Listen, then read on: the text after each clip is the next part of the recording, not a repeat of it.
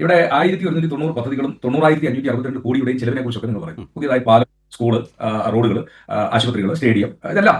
ഞാൻ ചോദിക്കുന്നത്, ഇതൊന്നും മുമ്പ് കേരളത്തിൽ ഉണ്ടായിട്ടില്ലായിരുന്നു? ഈ പാലം കേരളത്തിൽ ആദ്യമായിട്ടാണോ വന്നത്, അല്ലെങ്കിൽ പുതിയ റോഡുകൾ ആദ്യമായിട്ടാണോ വന്നത്? കേരളത്തിലെ ഒരു 3 ലെയറായി നമ്മളെടുത്താൽ തീരദേശമുണ്ട്, മധ്യഭാഗമുണ്ട്, മലയോര മേഖലയിലുണ്ട്. ഇവിടെയെല്ലാം ജീവിക്കുന്ന ജനങ്ങളുടെ ആവശ്യങ്ങൾ എന്താണ്? ഇപ്പോൾ തീരദേശത്തെ സംബന്ധിച്ചിടത്തോളം ഏറ്റവും പ്രധാനപ്പെട്ടത് കടലാക്രമണവും കണക്ടിവിറ്റിയുമാണ്. അത് രണ്ടും പരിശോധിച്ചാൽ ഇത് രണ്ടും കിഫ്ബിയിലൂടെ നിർവഹിക്കപ്പെടുകയാണ്. ചെല്ലാനം എന്ന വാർത്ത നമ്മൾ സ്ഥിരമായി കേൾക്കാറുണ്ട്. പറയട്ടെ, ഇതിൻ്റെ ഇടയിൽ ഇടപെടരുത് ആരായാലും ശരി. ഇപ്പോൾ അത് തീരദേശത്തിൻ്റെ പ്രശ്നങ്ങൾ കാണുമ്പോൾ അവിടെ കടലാക്രമണത്തിൻ്റെ വലിയ ഭീതി ഉണ്ടായിരുന്ന ചെല്ലാനം ഉൾപ്പെടെയുള്ള മേഖലകൾ ടെട്രാപോഡ് വെക്കുന്നു. കിലോമീറ്ററുകളോളം അത്തരമൊരു സംവിധാനമേ ഇല്ലാത്ത നിലയിൽ, അക്രമമേ ഇല്ലാത്ത നിലയിൽ ആ സംവിധാനം ആകെ മെച്ചപ്പെട്ട നിലയിൽ മാറി വരുന്നത് നമ്മൾ കാണുകയാണ്. മാത്രമല്ല അതൊരു ടൂറിസ്റ്റ് കേന്ദ്രം പോലെയായി പിന്നീട് മാറുന്ന കാഴ്ചയും നമുക്ക് കാണാം. മലയോര മേഖലയിൽ വന്യജീവികളുടെ ആക്രമണമുണ്ട്, കണക്ടിവിറ്റിയും പ്രശ്നമാണ്. അവിടെയും മലയോര ഹൈവേയും അതുപോലെ തന്നെ വന്യജീവി ആക്രമണത്തെ പ്രതിരോധിക്കാൻ കിഫ്ബിയിലൂടെ പണം വല്ലാതെ ചെലവഴിക്കാൻ കഴിയാതിരിക്കുമ്പോൾ കിഫ്ബിയിലൂടെ ആ പണം ചെലവഴിക്കാനുള്ള ഒരു മാതൃക കേരളത്തിൽ സൃഷ്ടിക്കപ്പെടുന്നു. മറ്റൊന്ന്, ഈ കേരളത്തിൻ്റെ മധ്യഭാഗം എന്ന് പറയുമ്പോൾ അവിടെയുള്ള കണക്ടിവിറ്റി വ്യവസായത്തെയും മറ്റെല്ലാ മേഖലയും ടൂറിസത്തെയും ജനങ്ങളുടെ മറ്റ് ജീവനോപാധികളെയും എല്ലാം ബാധിക്കുന്നതാണ് കേരളത്തിൻ്റെ പൊതുവായ നമ്മുടെ കണക്ടിവിറ്റി. അതിൻ്റെ ഭാഗമായുള്ള ദേശീയപാത വികസനം, ആ ദേശീയപാത വികസനത്തിന് മറ്റ് സംസ്ഥാനങ്ങൾ കൊടുക്കാത്ത രീതിയിൽ കേരളം ഭൂമി ഏറ്റെടുക്കാൻ വേണ്ടി പണം കൊടുക്കേണ്ടി വരുന്നു. 5,900 കോടിയോളം രൂപ അതിന് ചെലവഴിക്കുന്നു. ഇതെല്ലാം കേരളത്തിൻ്റെ വേറെയൊരു മാതൃകയായി മാറുകയാണ്. ഇപ്പോൾ കേരളം പൊതുവെ നേരിട്ടൊരു പ്രശ്നം എന്തായിരുന്നു? ഇന്ത്യയിലെ മറ്റ് സംസ്ഥാനങ്ങളെ അപേക്ഷിച്ച് നോക്കുമ്പോൾ കേരളത്തിൻ്റെ വേഗത എന്ന് പറയുന്നത് അത് ട്രെയിനായാലും ശരി, ഇനി റോഡ് മാർഗമായാലും ശരി, പകുതിയാണ് വേഗത എന്ന് പറയുന്നത്. ആ വേഗതയിലേക്ക് കേരളത്തെ എത്തിക്കാൻ വേണ്ടി കഴിയുന്നത് കിഫ്ബിയിലൂടെയാണ് എന്ന് കാണാൻ വേണ്ടി കഴിയും. വ്യവസായത്തിൻ്റെ വികസനത്തിൻ്റെ കാര്യത്തിലും ഈ കൃത്യമായ ഇടപെടൽ, വ്യവസായ പാർക്കുകൾ, അതുപോലെ തന്നെ വ്യാവസായിക മേഖലയിൽ പുതിയ പാർക്കുകൾ സ്ഥാപിക്കാനായ ആവശ്യമായ ഭൂമി ഏറ്റെടുക്കൽ തുടങ്ങി നിരവധിയായ കാര്യങ്ങൾ ആ കിഫ്ബിയിലൂടെ നടന്നിട്ടുണ്ട് എന്ന് നമുക്കറിയാം. അതുപോലെ തന്നെ റെയിൽവേ മേൽപ്പാലങ്ങളുടെ നിർമ്മാണം, അതുപോലെ തന്നെ റെയിൽ ക്രോസിംഗ് ഇല്ലാത്ത ഒരു സംസ്ഥാനമായി കേരളം മാറുകയാണ്. അതുപോലെ തന്നെ പട്ടണങ്ങൾ ഇപ്പം നേരിട്ടുകൊണ്ടിരിക്കുന്ന പ്രശ്നം ബൈപ്പാസുകളില്ലാത്തതായിരുന്നു. ആ ബൈപ്പാസുകളെല്ലാം കിഫ്ബിയിലൂടെ വരുന്നു. റോഡുകളെല്ലാം BMBC നിലവാരത്തിലേക്ക് വരുന്നു. ഇതെല്ലാം നമുക്ക് പാലങ്ങളുടെ വർധനവ്, കേരളത്തിലെ ഏറ്റവും വലിയ പാലങ്ങൾ പോലും ഈ കാലഘട്ടത്തിൽ നിർമ്മിക്കപ്പെടുന്നു എന്നെല്ലാം നമുക്ക് കാണാൻ വേണ്ടി കഴിയും.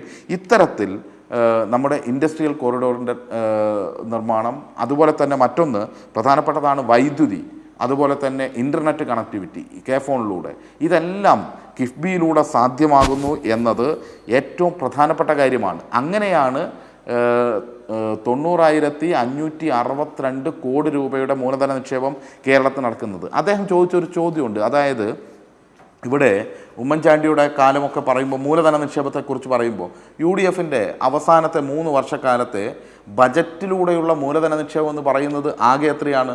16,049 കോടി രൂപയാണ്. എന്നാൽ കേരളത്തിൽ ആ ഘട്ടത്തിൽ, ഇപ്പോൾ ടോട്ടൽ എടുക്കേണ്ട, ആ ഘട്ടത്തിൽ ഒന്നാം പിണറായി സർക്കാരിൻ്റെ 3 വർഷം മാത്രം, അവസാനം 3 വർഷം എടുത്ത് പരിശോധിച്ചാൽ കാണാം അവിടെ 59,630 കോടി രൂപയുടെ മൂലധന നിക്ഷേപമാണ് അടിസ്ഥാന സൗകര്യ വികസനത്തിൽ വരുന്നത്. അതായത് UDFൻ്റെ കയ്യിൽ കാശില്ല എന്ന് പറഞ്ഞ് ഈ കാര്യങ്ങളെല്ലാം അവർ കൈയൊഴിയുമ്പോൾ പകരം മെച്ചപ്പെട്ട നിലയിൽ അടിസ്ഥാന സൗകര്യ വികസനം എല്ലാ മേഖലയിലും വ്യാപിപ്പിക്കുന്നു. അതിൻ്റെ മുന്നേറ്റം കേരളത്തിനുണ്ടാകുന്നു എന്ന് കാണാൻ വേണ്ടി കഴിയും. പിന്നെ പറഞ്ഞ ഒറ്റ കാര്യം കൂടി സൂചിപ്പിക്കേണ്ടതുണ്ട്.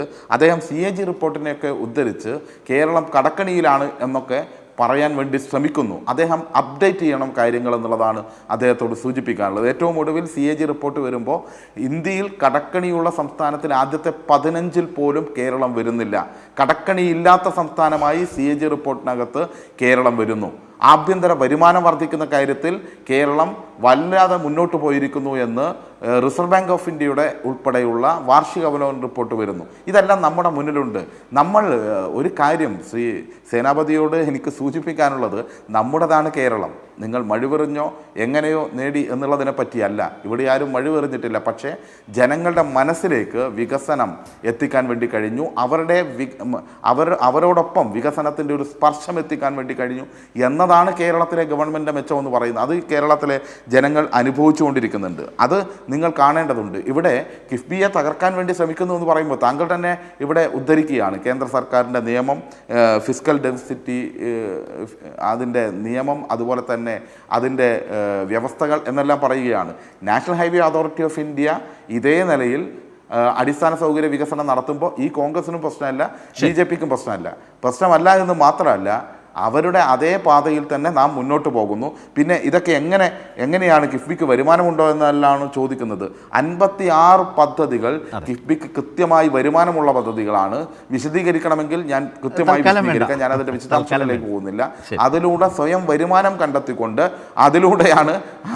അതിലൂടെയാണ് ഇപ്പം താങ്കൾ നേരത്തെ പറഞ്ഞ മസാല ബോണ്ട് ഉൾപ്പെടെയുള്ള ബാധ്യതകൾ, കടമെല്ലാം പരിഹരിച്ച് രാജ്യത്തിന് മാതൃകയായി പോകുന്നുവെന്ന് മാത്രമല്ല, ഒരു കാര്യം കൂടി സേനാപതി ഓർക്കാൻ വേണ്ടി പറയാം, തകർക്കാൻ വേണ്ടി വന്നവർ മാതൃകയായി എടുക്കുന്നു എന്നുള്ളതാണ് ഇന്ന് ഈ രാജ്യത്തിൻ്റെ ഏറ്റവും പ്രധാനപ്പെട്ട കാര്യം. കേരളത്തെ ഇന്ന് കേരളം കാണുന്നതാണ്, ചെയ്യുന്നതാണ് നാളത്തെ ഇന്ത്യ സ്വപ്നം കാണുന്നത് എന്നതാണ്.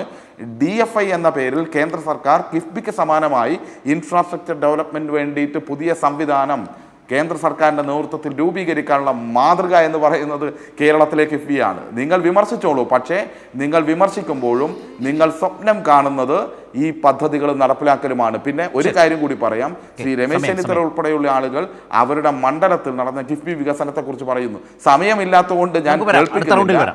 നമ്മുടെ PK ബഷീർ, ലീഗിന്റെ നേതാവ്, അഭിമാനത്തോടുകൂടി ഇന്ത്യയിൽ കേരളത്തിൽ ഏറ്റവും കൂടുതൽ സ്കൂളുകൾക്ക് കിഫ്ബി ഫണ്ട് കിട്ടിയത് എൻ്റെ മണ്ഡലത്തിലാണ് എന്ന് പറയുന്ന കാര്യം കൂടി താങ്കൾ ഉൾപ്പെടെ മനസ്സിലാക്കേണ്ടതുണ്ട്. 140 മണ്ഡലങ്ങളിലും വികസനത്തിന്റെ പുതിയൊരു വസന്തം സൃഷ്ടിക്കാൻ കഴിഞ്ഞ കേരളത്തിന്റെ അഭിമാനമാണ് കിഫ്ബി. അത് 17 വയസ്സ് കഴിഞ്ഞ് 18 വയസ്സായി പ്രായപൂർത്തിയാകുമ്പോഴാണ് യഥാർത്ഥത്തിൽ അതിനെ ശരിയായ അർത്ഥത്തിൽ കേരളത്തിലെ ജനങ്ങളുടെ മുന്നിലേക്ക് വെക്കുന്നത്.